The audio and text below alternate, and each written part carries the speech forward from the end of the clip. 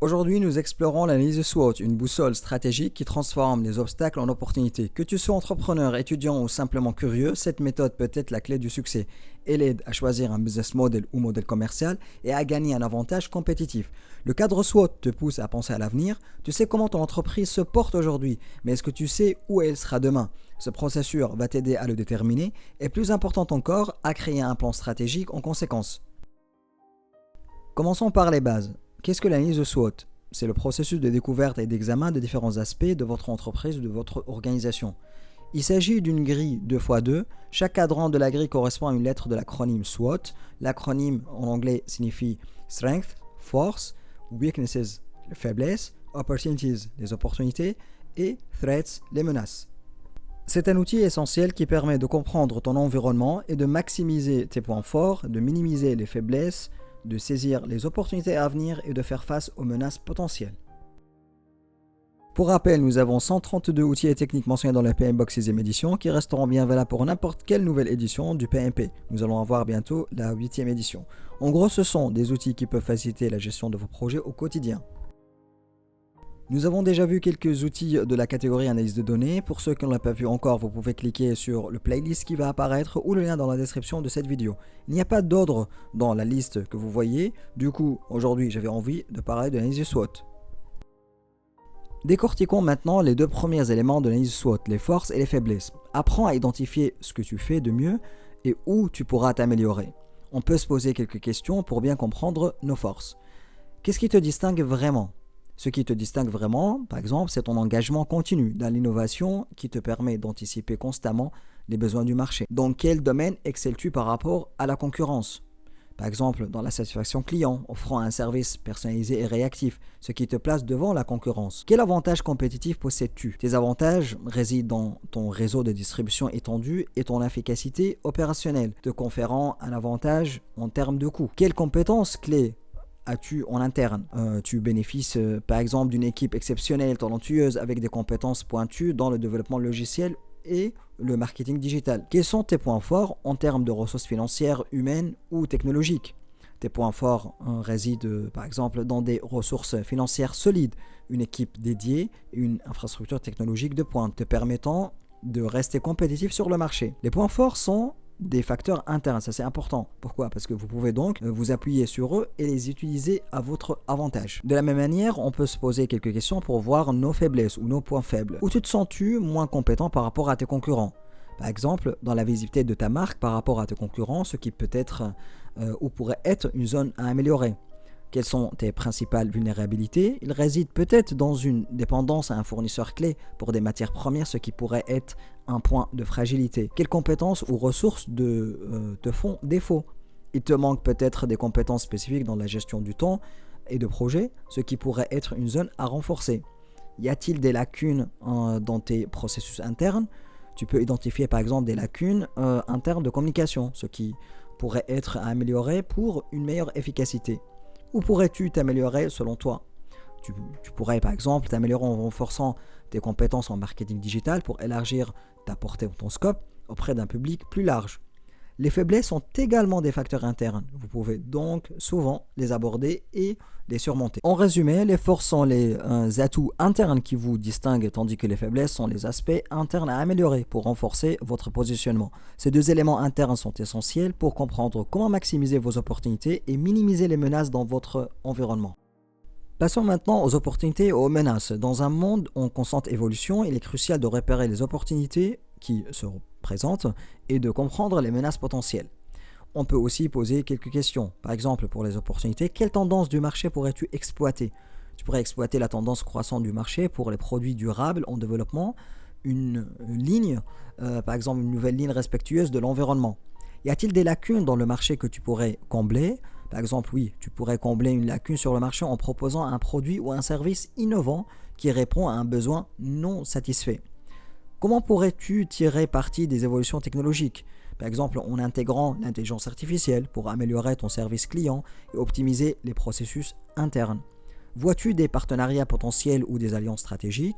Par exemple, tu peux explorer des partenariats potentiels avec des entreprises complémentaires pour mutualiser des ressources ou atteindre de nouveaux marchés de manière synergique. Comment pourrais-tu étendre ta présence sur, par exemple, de nouveaux marchés. Pour étendre ta présence, tu pourrais envisager des partenariats locaux, des campagnes marketing ciblées ou des adaptations de produits pour répondre aux besoins spécifiques de ces marchés. Les menaces et les opportunités, on va voir les menaces juste après, mais ces deux éléments sont des facteurs externes car ils échappent à votre contrôle. Faisons la même chose pour voir les menaces potentielles. Par exemple, quels sont les défis émergents dans ton industrie? Les défis émergents pourraient inclure l'adoption rapide de nouvelles technologies, demandant une adaptation rapide pour rester compétitif. Y a-t-il des changements réglementaires qui pourraient t'affecter? Des changements par exemple tels que de nouvelles normes environnementales pourraient avoir un impact significatif sur tes opérations. Quels sont les risques économiques auxquels tu pourrais faire face? Par exemple, tu pourrais faire face à des risques économiques tels que l'instabilité mondiale influençant la demande de consommateurs et les coûts de matières premières. Comment penses-tu que la concurrence pourrait évoluer et te menacer? Tu anticipes une évolution de la concurrence avec l'entrée de nouveaux acteurs sur le marché, ce qui pourrait te menacer si tu n'innoves pas. Y a-t-il des facteurs externes susceptibles de nuire à tes activités? Par exemple, tels que des fluctuations des taux de change pourraient potentiellement nuire à tes activités, affectant les coûts d'importation de matières premières. En résumé, les opportunités sont les éléments externes que tu peux exploiter pour favoriser la croissance, tandis que les menaces sont les éléments externes qui pourraient poser des défis. Comprendre ces aspects externes permet de prendre des décisions bien claires pour maximiser les avantages et atténuer les risques. Je te donne ici un exemple réel de l'analyse SWOT pour la micro-entreprise de ma sœur, dans le secteur de l'artisanat et les accessoires faits main. Pour la première partie, les strengths, les forces, nous avons par exemple des compétences artisanales diversifiées. Le fait de posséder un éventail varié de compétences manuelles dans des domaines traditionnels et modernes lui permettent une autonomie créative dans la production. Pareil pour la créativité et l'originalité. Sa capacité à imaginer et créer des pièces uniques, c'est un vrai atout, un vrai point fort. Le fait aussi d'avoir des plateformes de vente englobe des canaux en ligne tels que les sites web de commerce électronique, les réseaux sociaux essentiels pour atteindre un large public. Dans la deuxième partie, weaknesses ou faiblesses, nous avons par exemple la gestion du temps. Étant métier artisanal, elle ne pourra pas pouvoir tout faire toute seule, surtout s'il s'agit d'une grande demande. Pour le point marketing, ce point faible est lié entre autres à un problème aussi de gestion de temps. Comme elle est toute seule à tout gérer, il lui manque de faire par exemple des campagnes marketing digitales et avoir plus de visibilité en ligne. En ce qui concerne l'approvisionnement en matériaux, on a un problème de stockage des matières premières nécessaires à la production. Encore une dépendance à l'égard des fournisseurs spécifiques, coûts de production élevés. Par exemple, on peut faire une étude supplémentaire de marché et voir les fournisseurs les plus rentables en termes de coût, qualité, services après-vente, etc. Et pour cela, on peut utiliser aussi un autre outil qui s'appelle CIPOG. Je l'ai déjà expliqué, je vais vous laisser le lien dans la description de cette vidéo. En ce qui concerne les facteurs externes, l'opportunité, par exemple, saisir les opportunités en anticipant et ajustant les produits selon les tendances émergentes du marché, ça pourrait être une opportunité. Les événements et les marchés artisanaux peuvent bénéficier directement de la visibilité et de retour en participant à des événements locaux, stimulant la croissance et la notoriété de l'activité artisanale. On peut répondre à la demande croissante de produits respectueux de l'environnement en proposant par exemple des alternatives durables, capitalisant sur la sensibilisation écologique croissante. Pour le dernier élément, threats ou menaces, risque que plus de concurrents entrant sur le marché, demandant une adaptation constante pour rester en tête. Il y a aussi un risque d'être dépassé rapidement si l'entreprise ne suit pas les évolutions rapides du marché. Menace de, par exemple, fluctuation des prix à cause de la compétition, des coûts de production ou des changements soudains de la demande pouvant impacter les profits de l'entreprise. Je cite rapidement d'autres facteurs qui pourraient t'aider pour effectuer et affiner ton analyse SWOT. Tu peux les utiliser pour recueillir des informations pertinentes. On pourra détailler ces 4 facteurs dans d'autres vidéos. Mais là, reprenons juste un aperçu général. Pour les 4 P, produit, prix, place, promotion, tu peux évaluer les forces et les faiblesses du produit par rapport à la concurrence. Tu peux considérer comment la stratégie du prix peut être une force ou une faiblesse face aux opportunités et menaces du marché. Tu peux examiner la description du produit et comment elle peut influencer les opportunités et les menaces. Et pour la promotion, tu peux évaluer comment les activités promotionnelles peuvent renforcer les forces et atténuer les faiblesses. Les CM en anglais, Market Message Media Money Methods Measurement. Par exemple, tu peux identifier les opportunités et les menaces liées au marché dans lequel l'entreprise opère. Comprends les besoins des consommateurs et les tendances du marché.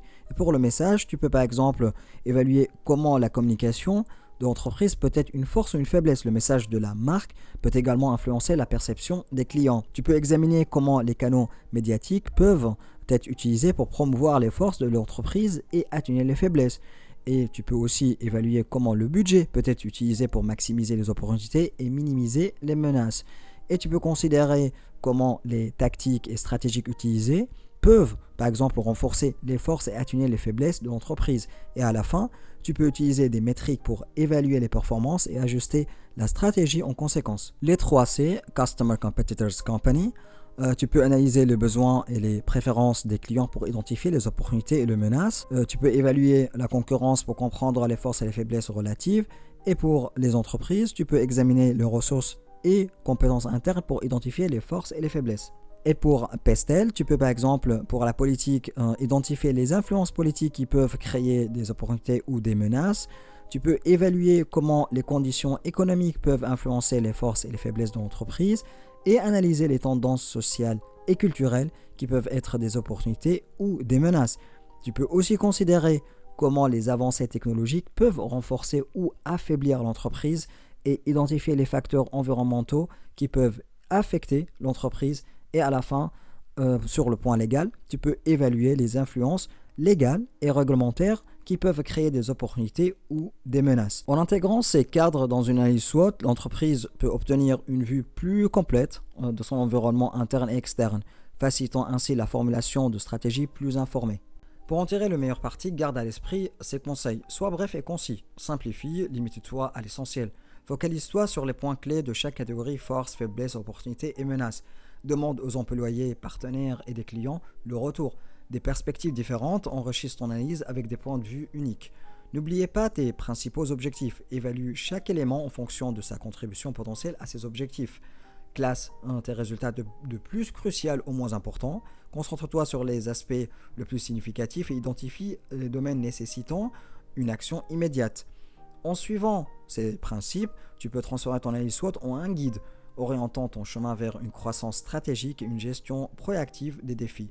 Une approche ciblée et organisée garantit que chaque aspect de ton entreprise contribue de manière optimale à ton succès à long terme. Voilà, c'était une plongée rapide mais complète dans l'analyse SWOT. Si tu as aimé cette vidéo, n'oublie pas de liker, de t'abonner, de cliquer sur la cloche pour ne rien manquer. Partage également tes expériences avec cette analyse dans les commentaires et n'hésite pas à poser des questions. Merci de ton suivi, prends soin de toi d'ici là et à la prochaine.